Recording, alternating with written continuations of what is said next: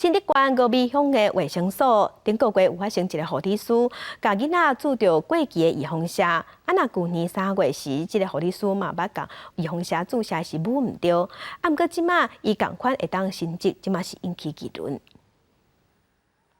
新竹峨眉乡卫生局顶个月有护理师帮囡仔注着过期的流感预防射，机关追查发现，其实这名护理人员去年捌出过相像的差错。毋过，这名护理人员竟然佫会使升级。109年3月的时候，他就已经把一个4合1的疫苗，只能打在5岁小孩身上的这个疫苗，他就打在2岁8个月的小孩身上。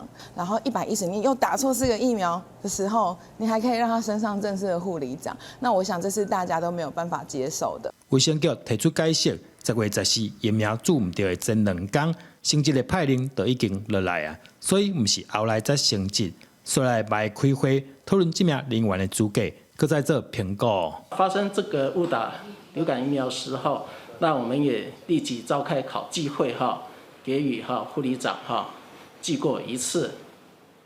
那有关护理长是否适任现职护理长一职那我们会召开相关会议邀请主管及卫生所主任针对这个案子来做个通盘的检讨。过期疫苗目前阁无造成什么伤害，不过卫生局嘛表示会继续厘清发生衰失的原因，嘛针对相关人员追究相关责任。记者刘君豪，新竹报道。